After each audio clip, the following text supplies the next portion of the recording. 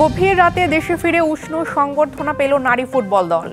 ভালোবাসায় সিক্ত ঋতুপর্ণাদের স্বপ্ন আরও বহুদূর যাওয়ার।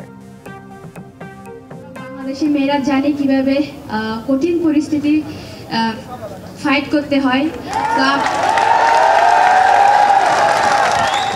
আপনারা আমাদের উপর বিশ্বাস রাখবেন।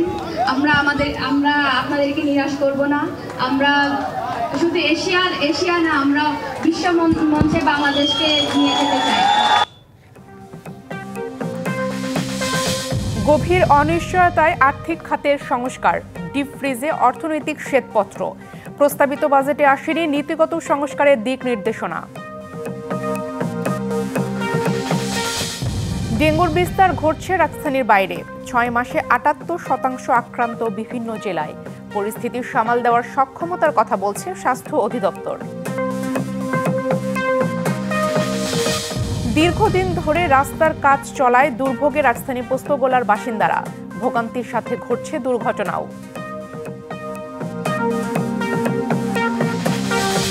জুলাই অভ্যুত্থানে নিহত সাংবাদিক মেহেদীর পরিবার পড়েছেন অথই অন্ধকারে।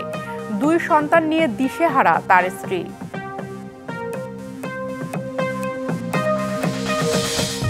এবং যুক্তরাষ্ট্রের টেক্সাসে বন্যায় প্রাণহানি বেড়ে 82। এখনও সন্ধান মেলেনি 41 শিশুর। দেশ জুড়ে হাহাকার।